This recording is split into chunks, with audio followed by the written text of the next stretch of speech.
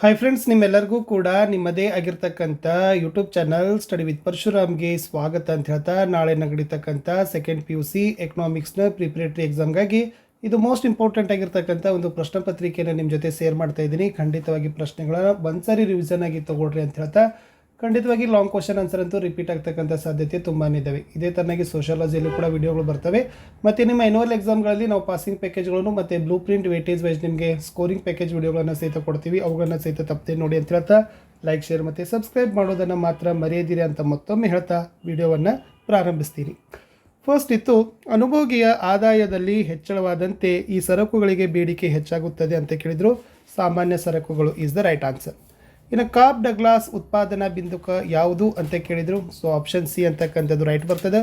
ಇನ್ನು ಸರ್ಕಾರ ಸರಕು ಮತ್ತು ಸೇವೆಯ ಬೆಲೆಗೆ ಕನಿಷ್ಠ ಮಿತಿಯನ್ನು ವಿಧಿಸೋದಕ್ಕೆ ಏನಂತ ಕರಿತೀವಿ? ಬೆಲೆ ಅಂತಸ್ತು ಅಂತೀವಿ. ಇನ್ನು ಯೋಜಿತ ಸಂಗ್ರಹ ಬೇಡಿಕೆಯು ಯೋಜಿತ ಸಮಗ್ರ ಪೂರೈಕೆಗೆ ಸಮನಾಗಿರುವ ಬಿಂದುವಿನಲ್ಲಿ ಸಮತೋಲನ ಇರ್ತದೆ. ಇನ್ನು ಪೂರ್ಣ ಉದ್ಯೋಗ ಮಟ್ಟದ ಪರಿಸ್ಥಿತಿಯಲ್ಲಿ ಬೇಡಿಕೆಯು ಲಭ್ಯವಿರುವ ಉತ್ಪನ್ನಕ್ಕಿಂತ ಅಧಿಕವಾದಾಗ ಉಂಟಾಗುವ ಸನ್ನಿವೇಶ ಯಾವುದು ಅಂತ ಕೇಳಿದ್ರು. ಅತಿ ಪ್ರಸರಣ ಇಸ್ ದ ರೈಟ್ ಆನ್ಸರ್. ಬಿಟ್ಟ ಸ್ಥಳ ನೋಡಿ. ಸಂಪನ್ಮೂಲಗಳ ಕೊರತೆಯು ಡ್ಯಾಶ್ ಸಮಸ್ಯೆಯನ್ನು ಹುಟ್ಟುಹಾಕ್ತದೆ. ಆಯ್ಕೆಯ ಸಮಸ್ಯೆ. ಬದಲಾಗುವ ಆದಾನದ ಪ್ರತಿ ಘಟಕದ ಉತ್ಪನ್ನವನ್ನು ಡ್ಯಾಶ್ ಎಂದು ವ್ಯಾಖ್ಯಾನಿಸ್ತೀವಿ. ಸರಾಸರಿ ಉತ್ಪನ್ನ. M1 ಮತ್ತು M2ಗಳನ್ನು ಡ್ಯಾಶ್ ಅಂತ ಕರಿತೀವಿ. ಸಂಕುಚಿತ ಹಣ. ಕಂದಾಯ ಕೊರತೆ = ಕಂದಾಯ ವೆಚ್ಚ ಮೈನಸ್ ಕಂದಾಯದ ಸ್ವೀಕೃತಿ. ಇನ್ನು ದೇಶೀಯ ಕರೆನ್ಸಿ ರೂಪದಲ್ಲಿನ ವಿದೇಶಿ ಬೆಲೆ ಹೆಚ್ಚಾಗೋದನ್ನು ದೇಶೀಯ ಕರೆನ್ಸಿಯ ಏನಂತೀವಿ? ಕುಗ್ಗುವಿಕೆ ಅಂತ ಕರಿತೀವಿ. 1 ಮಾರ್ಕ್ ಕ್ವಶನ್ ಇತ್ತು. ಇನ್ನು ಹೊಂದಿಸಿ ಬರೆದಿದ್ದಾರೆ. ಪೈ ಅಂದರೆ TR = TR - TC. Adam Smith ಕಾನದ ಕೈ ಕಾರ್ಯಾಚರಣೆ. ತಪಸೀಲು ಪಟ್ಟಿ ದಾಸ್ತಾನಿನ ಚಲಕ. ಹೆಚ್ಚುವರಿ ಬೇಡಿಕೆ ದೀರ್ಘಾವಧಿಯಲ್ಲಿ ಬೆಲೆಗಳ ಏರಿಕೆಗೆ ಕಾರಣ. ನಿರ್ವಹಣಾ ಹೊಂದಾಣಿಕೆ ಡರ್ಟಿ ಹೊಂದಾಣಿಕೆ ಅಂತ ನಾವೇನು ಮಾಡ್ತೀವಪ್ಪ ಅಂದರೆ ಕರಿತೀವಿ. 1 ಮಾರ್ಕರ್ ಕ್ವಶನ್. ಬೇಡಿಕೆ ಎಂದರೆ ಏನು? ಒಬ್ಬ ಅನುಭೋಗಿಯು ತನ್ನ ನಿರ್ದಿಷ್ಟ ಆದಾಯ ಮತ್ತು ಸರಕುಗಳ ಬೆಲೆಯಲ್ಲಿ ಕೊಂಡುಕೊಳ್ಳಲು ಬಯಸುವ ಮತ್ತು ಸಾಮರ್ಥ್ಯವಿರುವ ಸರಕುಗಳ ಪ್ರಮಾಣಕ್ಕೆ ಬೇಡಿಕೆ ಅಂತಲೇ ಕರೆಯೋದು. ಮುಂದಿನ ಪ್ರಶ್ನೆ, ತಂತ್ರಜ್ಞಾನದ ಪ್ರಗತಿಯಿಂದ ಉದ್ಯಮ ಘಟಕದ ಪೂರೈಕೆ ರೇಖೆಯು ಯಾವ ಕಡೆಗೆ ಪಲ್ಲಟಗೊಳ್ಳುತ್ತದೆ ಅಂತ ಕೇಳಿದ್ರು? ಬಲಗಡೆಗೆ. ಇನ್ನು ರಫ್ತುಗಳ ಅರ್ಥ ನೀಡಿ ಅಂತ ಕೇಳಿದ್ದಾರೆ. ಸ್ವದೇಶವು ಜಗತ್ತಿನ ಇತರೆ ರಾಷ್ಟ್ರಗಳಿಗೆ ಸರಕುಗಳು ಮತ್ತು ಸೇವೆಗಳನ್ನು ಮಾರೋದೇ ರಫ್ತು ಅಂತ ಕರೆಯೋದು. ಇನ್ನು ವೈಯಕ್ತಿಕ ವೆಚ್ಚ ಮಾಡಬಹುದಾದ ಆದಾಯವನ್ನು ಹೇಗೆ ಪಡಿತೀವಿ ಅಂತ ಕೇಳಿದರು. ಸೊ ಅದನ್ನು PI - ವೈಯಕ್ತಿಕ ತೆರಿಗೆ ಪಾವತಿಗಳು - ತೆರಿಗೆಯೇತರ ಪಾವತಿ. ಅಂದ್ರೆ ವೈಯಕ್ತಿಕ ವರಮಾನದಲ್ಲಿ ವೈಯಕ್ತಿಕ ತೆರಿಗೆ ಪಾವತಿಗಳು ಮತ್ತು ತೆರಿಗೆಯೇತರ ಪಾವತಿಗಳನ್ನು ಕಳೆದರೆ ವೈಯಕ್ತಿಕ ವೆಚ್ಚ ಮಾಡಬಹುದಾದ ಆದಾಯವನ್ನು ಪಡಿತೀವಿ. ಇನ್ನು FRBMEಯನ್ನು ವಿಸ್ತರಿಸಿ ಬರೀಬೇಕಿತ್ತು. Fiscal responsibility and budget management act. ಕೋಶೀಯ ಜವಾಬ್ದಾರಿ ಮತ್ತು ಬಜೆಟ್ ನಿರ್ವಹಣಾ ಕಾಯ್ದೆ is the right answer. 2 marker question. ಮೂಲ ಆರ್ಥಿಕ ಚಟುವಟಿಕೆಗಳನ್ನು ಪಟ್ಟಿ ಮಾಡಬೇಕು. ಅನುಭೋಗ, ಉತ್ಪಾದನೆ, ವಿತರಣೆ, ವಿನಿಮಯ. ಅನುಭೋಗಿ ವರ್ತನೆಯ ವಿವರಿಸುವ 2 ವಿಧಾನ ಕೇಳಿದರು. ಸಂಖ್ಯಾಸೂಚಕ ತುಷ್ಟಿಗುಣ ವಿಶ್ಲೇಷಣೆ, ಸ್ಥಾನದರ್ಶಕ ತುಷ್ಟಿಗುಣದ ವಿಶ್ಲೇಷಣೆ. ಇನ್ನು ಬೆಲೆ ಬೇಡಿಕೆ ಸ್ಥಿತಿಸ್ಥಾಪಕತ್ವ ಅಂದರೆ ಏನು ಕೇಳಿದ್ದಾರೆ. ಒಂದು ಸರಕಿನ ಬೇಡಿಕೆಯು ಅದರ ಬೆಲೆಯಲ್ಲಿನ ಬದಲಾವಣೆಗೆ ಅನುಗುಣವಾಗಿ ಪ್ರತಿಕ್ರಿಯಿಸೋದಕ್ಕೆ ಮಾಪನ ಮಾಡೋ ಪರಿಕಲ್ಪನೆಯನ್ನು ಬೆಲೆ ಬೇಡಿಕೆ ಸ್ಥಿತಿಸ್ಥಾಪಕತ್ವ ಅಂತ ಕರೆಯೋದು. ಅದನ್ನೇ ನಾವೇನು ಮಾಡ್ತೀವಪ್ಪ ಅಂದರೆ ΔQ / ΔP × P/Q ಅಂತಕ್ಕಂಥ ಸೂತ್ರವನ್ನು ನಾವೇನು ಮಾಡ್ತೀವಿ? ಹಾಕ್ತೀವಿ. ಇನ್ನು ಅಲ್ಪಾವಧಿ ಮತ್ತು ದೀರ್ಘಾವಧಿಗಳ ಪರಿಕಲ್ಪನೆಯನ್ನು ಕೊಡಿ ಅಂತ ಕೇಳಿದರು. ಸೊ ಆಲ್ರೆಡಿ ಇಲ್ಲಿನೂ ಕೂಡ ನಾವೇನು ಮಾಡಿದ್ದೀವಿ? ಅಲ್ಪಾವಧಿ ಅಂತ ಕೊಟ್ಟಿದ್ದೀವಿ. ಸೊ ಅಲ್ಪಾವಧಿ ಅಂದರೆ ಏನಪ್ಪ ಅಂದರೆ ಉದ್ಯಮ ಘಟಕವು ಎಲ್ಲ ಆದಾನಗಳನ್ನು ಬದಲಾಯಿಸೋದಿಲ್ಲ. 2 ಉತ್ಪಾದನಾಂಗಗಳಲ್ಲಿ ಒಂದನ್ನು ಶ್ರಮ ಉತ್ಪಾದನಾಂಗ ಅಥವಾ ಬಂಡವಾಳ ಉತ್ಪಾದನಾಂಗ ಎರಡನ್ನೂ ಬದಲಾಯಿಸಲು ಸಾಧ್ಯವಿಲ್ಲ. ಆದ್ದರಿಂದ ಅದು ಅಲ್ಪಾವಧಿಯಲ್ಲಿ ಸ್ಥಿರ ಆಗಿರ್ತದೆ. ಉತ್ಪನ್ನದ ಮಟ್ಟವನ್ನು ಬದಲಾಯಿಸುವ ಸಲುವಾಗಿ ಉದ್ಯಮ ಘಟಕವು ಇನ್ನೊಂದು ಉತ್ಪಾದನಾಂಗವನ್ನು ಮಾತ್ರ ಬದಲಾಯಿಸ್ತದೆ. ಬಟ್ ದೀರ್ಘಾವಧಿಯಲ್ಲಿ ಏನದ ಅಂದರೆ ಉತ್ಪಾದನೆಯ ಎಲ್ಲ ಉತ್ಪಾದನಾಂಗಗಳನ್ನು ಬದಲಾಯಿಸಬಹುದು. ದೀರ್ಘಾವಧಿಯಲ್ಲಿ ಒಂದು ಉದ್ಯಮ ಘಟಕ ವಿಭಿನ್ನ ಮಟ್ಟದ ಉತ್ಪನ್ನಗಳನ್ನು ಉತ್ಪಾದಿಸಲು 2 ಆದಾನಗಳನ್ನು ಏಕಕಾಲದಲ್ಲಿ ಬದಲಾಯಿಸಬಹುದು. ಆದ್ದರಿಂದ ದೀರ್ಘಾವಧಿಯಲ್ಲಿ ಸ್ಥಿರ ಆದಾನಗಳು ಇರೋದೇ ಇಲ್ಲ. ಇನ್ನು ಶ್ರಮದ ಮಾರುಕಟ್ಟೆಯಲ್ಲಿ ಕೂಲಿ ಹೇಗೆ ನಿರ್ಧಾರವಾಗ್ತದೆ ಅಂತ ಕೇಳಿದ್ದಾರೆ. ಸೊ ಶ್ರಮದ ಬೇಡಿಕೆ ಮತ್ತು ಪೂರೈಕೆಗಳು ಸಮತೋಲನ ಸ್ಥಿತಿಯಲ್ಲಿದ್ದಾಗ, ಅಂದರೆ ಶ್ರಮದ ಬೇಡಿಕೆ ಮತ್ತು ಪೂರೈಕೆ ರೇಖೆಗಳು ಒಂದನ್ನೊಂದು ಛೇದಿಸಿದಾಗ ಕೂಲಿ ದರ ನಿರ್ಧಾರ ಆಗ್ತದೆ. ಇನ್ನು ವರ್ಗಾವಣಾ ಪಾವತಿ ಅಂದರೆ ಏನು ಅಂತ ಕೇಳಿದ್ದಾರೆ. ಸರ್ಕಾರ ಮತ್ತು ಉದ್ಯಮ ಘಟಕಗಳಿಂದ ಕುಟುಂಬಗಳು ಪಡೆಯುವ ಪಾವತಿಯೇ ವರ್ಗಾವಣಾ ಪಾವತಿ. ಉದಾಹರಣೆ ಬಹುಮಾನ, ವಿದ್ಯಾರ್ಥಿ ವೇತನ ಮತ್ತು ಪಿಂಚಣಿ. ಇನ್ನು ನೈಜ GDP ಮತ್ತು ನಾಮಮಾತ್ರ GDP ಲೆಕ್ಕಾಚಾರ ಮಾಡಿದ್ರು. ಆಲ್ರೆಡಿ ಅದನ್ನು ಕೂಡ ಸ್ವಲ್ಪ ಪಾಸ್ ಮಾಡಿ ನೋಡ್ಕೊಡ್ರಿ. ಹಣದ 2 ಕಾರ್ಯ: ವಿನಿಮಯ ಮಾಧ್ಯಮ, ಮೌಲ್ಯ ಸಂಗ್ರಾಹಕ, ಮೌಲ್ಯಮಾಪನ ಸಾಧನ, ಮೌಲ್ಯ ವರ್ಗಾವಣೆ ಸಾಧನ. ಇನ್ನು ಹೂಡಿಕೆ ಗುಣದ ಅರ್ಥವನ್ನು ನೀಡು ಮತ್ತು ಸೂತ್ರ ಕೊಟ್ಟಿದ್ರು. ಸೊ ಪ್ರಾರಂಭಿಕ ಸ್ವಾಯತ್ತ ವೆಚ್ಚದಲ್ಲಿನ ಹೆಚ್ಚಳ ಮತ್ತು ಅಂತಿಮ ಸರಕುಗಳ ಉತ್ಪನ್ನದ ಸಮತೋಲನ ಮೌಲ್ಯದಲ್ಲಾದ ಹೆಚ್ಚಳದ ಅನುಪಾತವನ್ನೇ ಹೂಡಿಕೆಯ ಗುಣಕ ಅಂತ ಕರಿತೀವಿ. ಅದರದ್ದು ಸೂತ್ರ ಕೊಟ್ಟಿತ್ತು. ಇನ್ನು ವಿದೇಶಿ ವ್ಯಾಪಾರದ 2 ನಿರ್ಬಂಧಗಳು ಸುಂಕ ಮತ್ತು ಕೋಟಾಗಳಂತ ಬರಿಬೋದು.